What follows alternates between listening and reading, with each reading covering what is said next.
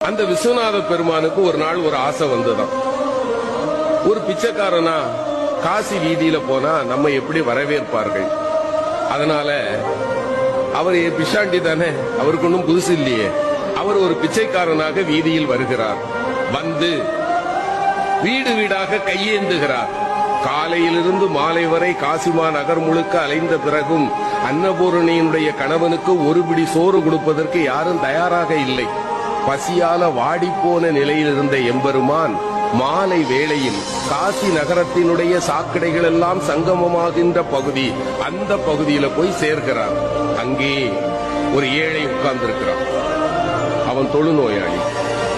அவனை சுத்தி 4 நாய்கள் இருக்கின்றன. அவன் வேலை என்ன தெரியுமா? காலையிலிருந்து சாயங்காலம் வரைக்கும் எங்கெங்கெல்லாம் அலைய முடியுமோ அலைஞ்சு அவனுக்கு உணவை கொண்டு வருவான். 5 பங்கு வைப்பான். தன்னை சுற்றி இருக்கிற 4 நாய்களுக்கு 4 பங்கு, 5வது இவனுக்கு.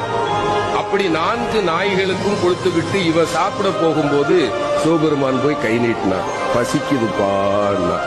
அவன் அப்படி ஏற இறங்க பார்த்தான். பாதியை கொடுத்துருக்கலாம்ல, முழு உணவையும் கொடுத்து சாப்பிடுன்னா. இறைவன் ஆடி போயிட்டான். பெரிய பெரிய மாளிகையினுடைய வீடுகள்ல கூட எனக்கு ஒரு பிடி உணவு கிடைக்கல, இவன் மொத்த உணவே இவ்வளவுதான், இவங்கிட்ட நான் யாருன்னு சொல்லிடணும். அப்பா நான் யார் தெரியுமா? அந்த ஏழை சொன்னா, ரொம்ப தேவையா? பசிய பத்தியும் எனக்கு தான் தெரியும்.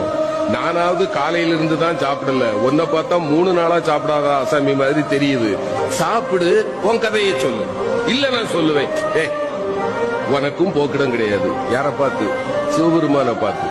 உனக்கும் போக்கிடம் கிடையாது, எனக்கும் போக்கிடம் கிடையாது. இங்கதானே இருக்க போறோம், சாப்பிட்டுட்டு சொல்லுப்பா. இல்லையா, நான் சொல்லியே ஆகணும். அந்த ஏழை சிரித்து கொண்டே சொன்னார், என்ன பெருசா சொல்லிட போற? நீ யார்? அவ்வளவுதானே.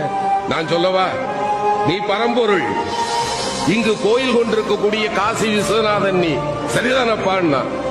இறைவன் ஆடி போயிட்டான்.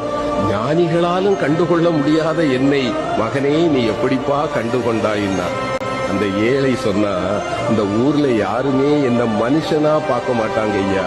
என்ன பார்த்தா 100 அடி தள்ளி போயிடுவாங்க. ஆனால் என்னைக்கு சமமாக அமர்ந்து அழுகி போன என் கையில் இருக்கிற உணவை கூட உண்பதற்கு ஒருவன் கையேந்துவான் என்றால் என் கருணை கடலே, உன்னை தவிர வேறு யாரால் ஐயா இது முடியும்? நீ என் முன்னே வந்து அமர்ந்த போதே நான் கண்டுகொண்டேன் நீ யார் என்று. எம்பெருமான் அவன் கையை பிடிச்சான். அவன் தொட்ட பிறகு மேனில ஒரு நோய் வருமா? அவன் கையை பிடித்து கொண்டு சொன்னான், மகனே ஏன் நான் உன்னை தேடி காட்சி கொடுக்க வந்தேன் தெரியுமா?